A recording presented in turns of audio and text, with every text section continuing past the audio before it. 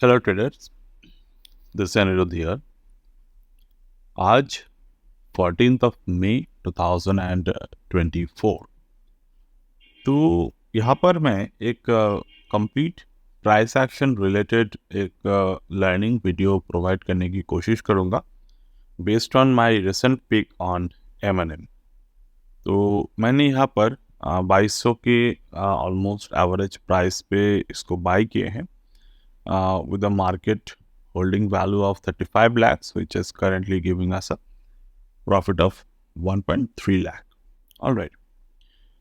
So basically, if you see, this complete method is based on the manual searching in the market, और उसी दौरान हमने अगर proper तरीके से मैं इसको देखता हूँ तो this one is currently giving us a momentum in this particular stock। तो चलिए समझने की कोशिश करते हैं कि ये जो शेयर है ये अप ट्रेंड में था। There was a certain retracement happened in this share, और वहाँ से ये कैसे ऊपर की तरफ अभी जा रहा है और हमारे जो प्राइस टारगेट है वो क्या हो सकता है पॉसिबल। तो मैंने यहाँ पर कुछ नंबर्स को मार्क किए हैं, जैसे कि 2130 ये मार्केट के एक रिसेंट टॉप था, एंड मार्केट ने रिसेंट टॉप को ब्रेक किया 30 ऑफ अप्रैल। मैं इसको यहाँ पर 1 आवर के टाइम फ्रेम का यूज़ कर रहा हूँ। अब रिसेंट टॉप को जब भी मार्केट ने ब्रेक किया, यहाँ पर यू कैन सी मार्केट ऊपर की तरफ गया, थोड़ा थोड़ा करके ऊपर की तरफ गए, then market bounced on the downward side. अब इस बार जब मार्केट ने नीचे की तरफ आए तो अपने पुराने जो रेजिस्टेंस थे मार्केट के 30 अप्रैल के, उस रेजिस्टेंस को क्रॉस नहीं किया। दोबारा मार्केट ऊपर की तरफ आए, वहाँ पर आए, एंड यहाँ पर इस पर्टिकुलर जगह पर मार्केट ने एक एग्जैक्ट डबल बॉटम को फॉर्मेशन किए। आप लो देख सकते हैं 8 मई को 2160 के लो है, एंड देयर वाज अनदर लो 13 मई को 2160। तो मार्केट ने दोनों जगह पर बॉटम को फॉर्मेशन किए हैं, और ये पूरा का पूरा जो डबल बॉटम फॉर्मेशन बना, ओके, ये पूरा का पूरा फॉर्मेशन बना इस रेजिस्टेंस के ऊपर, and there was another resistance is here.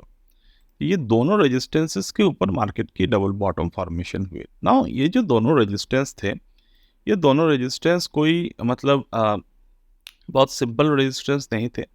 अगर मैं प्रॉपर तरीके से मार्केट को यहाँ पर ऑब्जर्व करूँ तो ये जो रेजिस्टेंस थे मार्केट के, वो रेजिस्टेंस बना एज पर द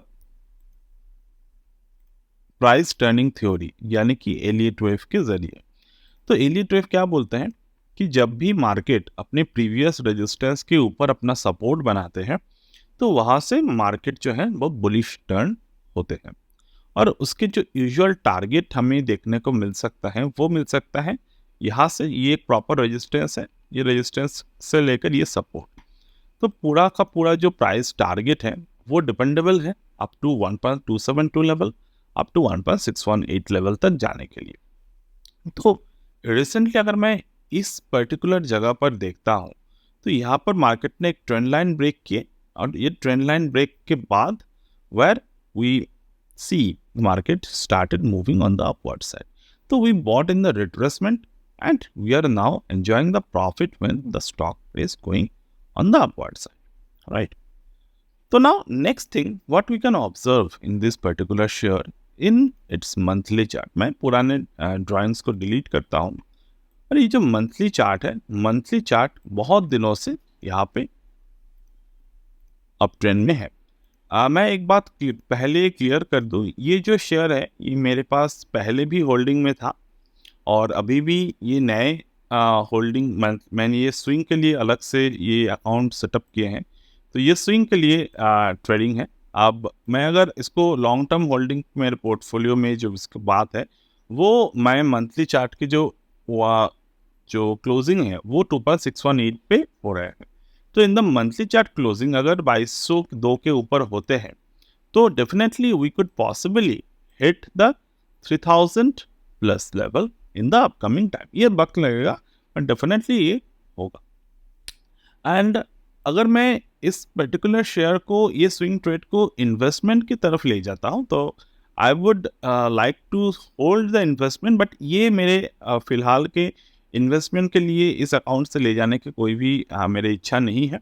इन्वेस्टमेंट के जो भी मेरे ट्रेड हैं वो अलग से हैं, और फ़िलहाल मैं यहाँ पर सिर्फ स्विंग ट्रेड ही करने की कोशिश कर रहा हूँ। क्योंकि इंट्राडे का जो भी ट्रेड्स है मैंने लगभग उसको छोड़ दिए हैं करना।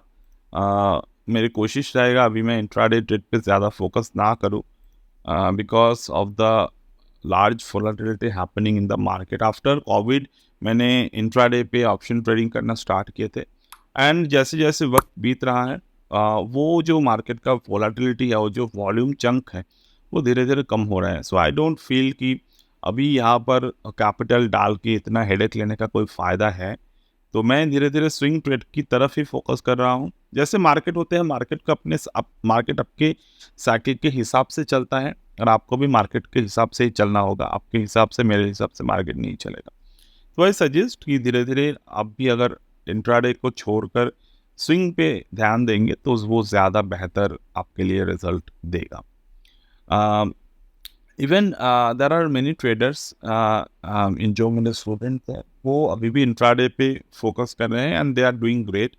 क्योंकि इंट्राडे का मतलब सिर्फ ये नहीं होता कि आप ऑप्शन बाइंग करो, ऑप्शन सेलिंग में भी इंट्राडे होते हैं। तो मेरे जितने भी स्टूडेंट्स हैं उनमें से एक large percentage of the student, जो मैं कह रहा हूँ कि वो अभी इंट्राडे के जो भी एक्सपायरी पोजीशंस होते हैं वो ज़्यादातर उनमें ही फोकस कर रहे हैं, and they are making a decent amount of money.